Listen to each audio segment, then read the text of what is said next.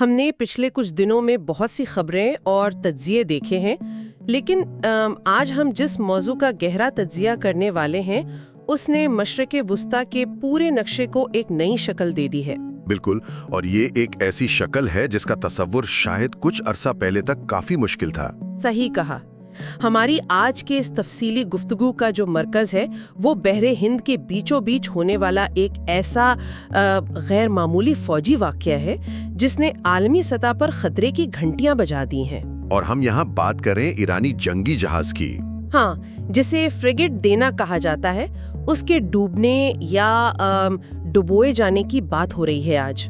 اور اس واقعے کی تاریخ کے اوراق میں آخر اہمیت کیا ہے، اس کے ساتھ ساتھ امریکہ، اسرائیل اور ایران کے درمیان ہونے والے سمندری ٹکراؤ کے پیچھے اصل کہانی کیا ہے، یہ سمجھنا بہت ضروری ہے، کیونکہ یہ موضوع صرف ایک جہاز کے تباہ ہونے تک محدود نہیں ہے۔ اگر ہم ان رپورٹس اور حقائق کو جوڑیں تو آئیے بات سامنے آتی ہے کہ ہم جدید دور میں بحری جنگ کے طریقوں میں ایک بہت بڑی تبدیلی دیکھ رہے ہیں۔ ایک فیصلہ کن تبدیلی۔ بالکل، جب کوئی تنازع کسی ملک کی سرحدوں یا قریبی ساحلوں سے نکل کر کھلے سمندر یعنی بحر ہند جیسے وسیع اور اہم تجارتی علاقے تک پہنچ جائے۔ اچھا، اس رپورٹ کو پڑھتے ہوئے ایک چیز جس نے فوراً میرا دھیان کھینچا وہ اس حملے کا طریقہ کار ہے۔ ہاں، وہ بہت عجیب تھا۔ عموماً ہم خبروں میں سنتے ہیں کہ کسی جہاز پر ڈرون حملہ ہوا یا فضا سے کوئی میسائل داغا گیا، کہ فریگیٹ ڈینا کو ایک سب مرین کے ذریعے نشانہ بنایا گیا۔ جی، سب مرین کے ذریعے۔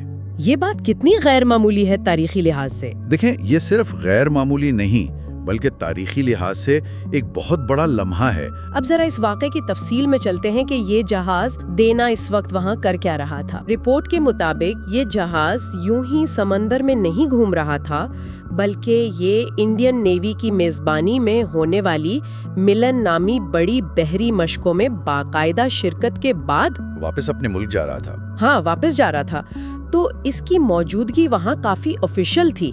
اور اس میں سب سے اہم سیاسی موڑ یہ ہے کہ ان ملن بحری مشقوں کا افتتاح خود بھارت کے صدر نے کیا تھا۔ یہ کوئی چھوٹی موٹی مشقیں نہیں تھیں۔ نہیں، بالکل، اس میں دنیا بھر سے کئی ممالک کی بحریہ شریک تھی۔ اور ایرانی وزیر خارجہ رکی نے اپنے سخت بیان میں اس نقطے پر بہت زور دیا ہے کہ ان کا جنگی جہاز دینا ان مشقوں میں شرکت کے لیے گیا ہوا تھا اور وہ ایک طرح سے بھارت کا مہمان تھا۔ بھارت کا مہمان، یہ لفظ بہت وزنی ہے۔ ضرور، ایک ملک کے مہمان جہاز کو جب وہ مشقیں ختم کر کے بین الاقوامی پانیوں سے واپس لوٹ رہا ہو بغیر کسی انتباہ کے تباہ کر دینا سفارتی سطح پر ایک بہت بڑا طوفان کھڑا کر دینے والا قدم ہے۔ یہاں سے جغرافیائی پھیلاؤ والا نقطہ اور بھی واضح ہو جاتا ہے۔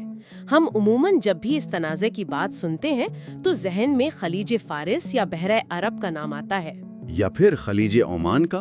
ہاں، لیکن اب یہ کارروائی سیدھا بحر ہند میں ہوئی ہے۔ سفارتی حلقوں میں اسے اکثر بھارت کا زیر اثر سمندری علاقہ بھی کہا جاتا ہے، جسے انگریزی میں انڈیاز بیک یارڈ کہتے ہیں۔ صحیح؟ تو کیا ہم یہ کہہ سکتے ہیں کہ جنگ کا میدان اب ان روایتی حدود سے بہت آگے نکل چکا ہے؟ یہ ایک بہت اہم تبدیلی ہے۔ پچھلے 24 گھنٹوں کے دوران ہونے والی اس پیش رفت نے ثابت کر دیا ہے کہ اب کوئی بھی سمندری علاقہ اس تنازع سے محفوظ نہیں رہا۔ بحر ہند ایک بہت بڑا اور اسٹریٹجک علاقہ ہے، اور یہاں اس طرح کا حملہ عالمی طاقتوں کے لیے ایک نیا درد سر بن گیا ہوگا، اور اس آپریشن کے حکمت عملی کو ڈبل زون اٹیک کہا جا رہا ہے، یعنی ہوائی اور سمندری دونوں اطراف سے ایک ساتھ حملے۔ صحیح۔ امریکی سیکریٹری آف وار مارس نے جو بیان دیا ہے اس میں کوئی لگی لپٹی نہیں رکھی گئی۔ انہوں نے بہت کھل کر بات کی ہے۔ ہاں، ان کا واضح کہنا تھا کہ وہ ایران کے ہر ایک باہری اثاثے کا پیچھا کریں گے اور اسے تلاش کر کے نشانہ بنائیں گے۔ انہوں نے خاص طور پر بین الاقوامی پانیوں کا ذکر کرتے ہوئے کہا کہ اگر کوئی سمجھتا ہے کہ وہ بین الاقوامی پانیوں میں ہونے کی وجہ سے محفوظ ہے تو وہ غلطی پر ہے۔ یہ بیان دراصل سمندری قوانین اور جنگ کے روایتی اصولوں میں ایک بڑی تبدیلی کا اعلان لگ رہا ہے۔ بالکل، جب ایک سپر پاور کھلے عام یہ کہے کہ بین الاقوامی پانیوں میں بھی ان کے نشانے محفوظ نہیں ہیں تو اس کا مطلب ہے کہ سیف پیسج یا محفوظ گزرگاہ کا تصور ختم کیا جا رہا ہے۔ اور وائٹ ہاؤس کے بیان میں بھی اسی موقف کو دہرایا گیا ہے۔ ان کا کہنا ہے کہ وہ ایران کی بحری طاقت کو مکمل طور پر نکارہ بنانا چاہتے ہیں۔ क्योंकि वो इसे दुनिया की अहम तरीन तिजारती गुजरगाहों के लिए एक मुस्तकिल खतरा समझते हैं। इन तिजारती गुजरगाहों के लिए रिपोर्ट में एक खास इस्तिलाह इस्तेमाल हुई है, ग्लोबल कॉमन्स। हाँ, ये बहुत अहम इस्तिलाह है। ये वो मुश्तरका बैनुल-अक़वामी रास्ते हैं, जैसे आबनाए हुर्मुज़, जहाँ से दुनिया का तकरीबन सारा तेल और अहम तरीन तिजारती सामान गुजरता है। अमेरिका का इस्तिदलाल ये है कि वो इन ग्लोबल कॉमन्स को महफूज बनाने के लिए ये सब कर रहा है। यही वो नुक्ता है जहाँ बयानिए का टकराव होता है। एक तरफ अमेरिका और इजराइल का ये दावा है कि वो आलमी तिजारत को बचाने के लिए ईरान की बहरी सलाहियतें तबाह कर रहे हैं। उनका मानना है कि जब तक ये जहाज और सबमरीन समंदर में मौजूद हैं, आबने हुर्मुज़ जैसी गुजरगाहें खतरे में हैं। लेकिन दूसरी तरफ का बयानिया और रद्दे अमल भी इतना ही शदीद और गौर तलब है। जरूर, इसमें कोई शक नहीं।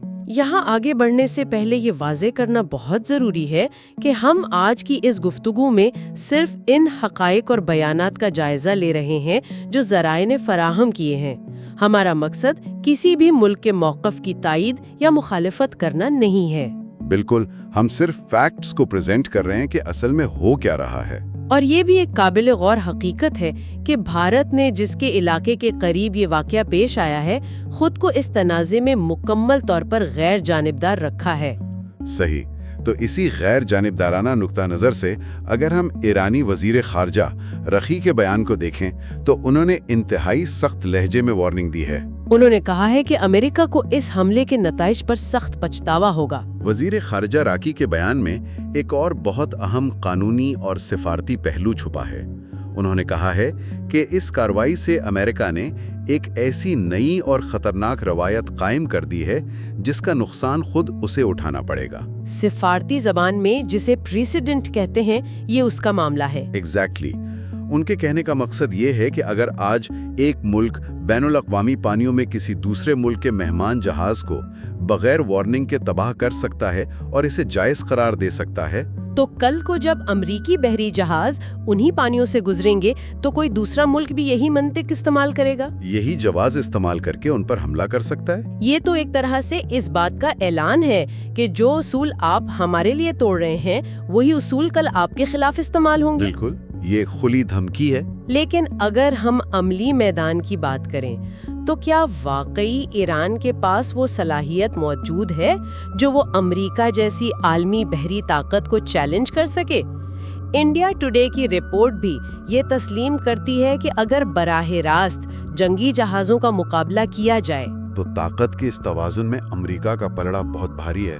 रिवायती फौजी ताकत में तो वाकई कोई मुकाबला नहीं है। हाँ, तो फिर ईरान क्या कर सकता है? रिपोर्ट में जिस चीज की तरफ इशारा किया गया है वो एसिमेट्रिक वॉरफेयर या गैर रिवायती जंग है। एसिमेट्रिक वॉरफेयर, इसकी थोड़ी तफसील बताइए। रिपोर्ट के मुताबिक पिछले चंद सालों में ईरान ने अपनी जंगी हिकमत अमली को मुकम्मल तौर पर तब्दील कर दिया है। उनके पास इस वक्त तकरीबन 20 सबमरीन्स का एक खामोश और फाल बेड़ा मौजूद है। 20 सबमरीन्स। और सबसे ज्यादा परेशान कुन बात अमेरिका के लिए ये है कि ईरान ने ऐसे एंटी शिप क्रूज मिसाइल्स तैयार कर लिए हैं जो पानी की गहराई से यानी सबमरीन्स के अंदर से लॉन्च किए जा सकते हैं। तो इसका मतलब है कि उन्हें हमला करने के लिए पानी की सतह पर आने की जरूरत ही नहीं है? नहीं, बिल्कुल नहीं। ये सलाहियत तो पूरे मंजरनामे को बदल देती है। सही कहा। और यही वजह है कि अमरीकी महकमाए जंग इस वक्त अपनी जदीद तरीन एंटी सबमरीन सलाहियतों को इस्तेमाल कर रहा है, जिसे ASW हंट कहते हैं। जी, ये समंदर के अंदर एक इंतहाई खतरनाक छुपन छुपाई का खेल चल रहा है। 20 सबमरीन अगर समंदर की गहराइयों में बिखर जाएं तो उन्हें ढूंढना दुनिया की किसी भी जदीद तरीन बहरिया के लिए एक डरावना ख्वाब होता है। तो अगर हम इस सारी सूरत हाल को समेटें तो हमने देखा कि कैसे दूसरी जंग अजीम के 80 साल बाद समंदरी जंग का तरीक़ेकार वापस सबमरीन्स के जरिए हमलों की तरफ लौट आया है, एक नई और खतरनाक शक्ल में। हमने ये भी जाना कि अमेरिका और इसराइल ने एक इंतहाई वसी और बेमिसाल ऑपरेशन के तहत दर्जनों ईरानी असासों को निशाना बनाया है, और जवाब में ईरान के पास वो कौन सी गैर रिवायती और खुफिया बहरी सलाहियतें हैं जो इस जंग को मजीद खतरनाक बना सकती हैं। और सबसे बढ़कर ये कि तनाज़े अब महज एक खलीज तक महदूद नहीं रहा, बल्कि भारत के ज़ेरे असर समुद्री इलाकों तक फैल चुका है। इससे आगे क्या होगा ये तो वक्त ही बताएगा। इस तमाम सूरत हाल से एक बात तो तय है कि बहरी जंग اور بین الاقوامی سفارتکاری کے وہ روایتی اصول جو پچھلی کئی دہائیوں سے دنیا میں رائج تھے، وہ اب تیزی سے ٹوٹ رہے ہیں۔ نئے اصول بن رہے ہیں۔ جی، جب بڑی طاقتیں یہ فیصلہ کر لیں کہ وہ اپنے مقاصد کے حصول کے لیے کسی بھی جغرافیائی حد کو پار کر سکتی ہیں اور جواب میں ان کے مخالفین غیر روایتی طریقوں سے جوابی وار کرنے پر اتر آئیں، تو کھلے سمندر کسی کے لیے بھی محفوظ نہیں رہتے۔ یہ ایک نئے اور زیادہ غیر یقینی دور کا آغاز ہے۔ اور اس نئے دور کے اس موڑ پر ایک انتہائی اہم اور گہرا سوال جنم لیتا ہے جس پر ہم سب کو غور کرنے کی ضرورت ہے۔ اگر کھلے سمندروں اور بین الاقوامی پانیوں میں کسی ایسے جنگی جہاز کو جو کسی تیسرے ملک کی مشقوں میں مہمان کے طور پر شریک ہو کر واپس لوٹ رہا ہو، اسے بغیر کسی پیشگی انتباہ کے ٹورپیڈو کیا جا سکتا ہے، تو ان قوانین کا کیا بچا؟ یہی تو، کیا سمندروں کو محفوظ قرار دینے والے بین الاقوامی قوانین کی حقیقت اب محض کاغذ کے ٹکڑوں تک محدود رہ گئی ہے؟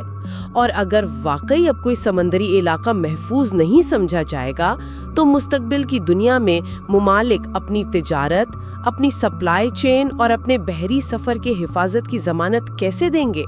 یہ بہت بڑا سوالیہ نشان ہے۔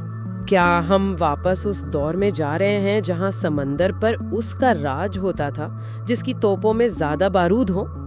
امید ہے کہ ان تمام حقائق اور تجزیوں نے اس پیچیدہ واقعے کو ایک نئے اور واضح زاویے سے سمجھنے میں مدد دی ہوگی۔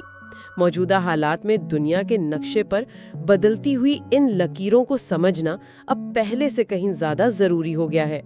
اگلی بار کسی اور اہم موضوع کی گہرائی میں اتریں گے، تب تک کے لیے اپنا تجسس برقرار رکھیے۔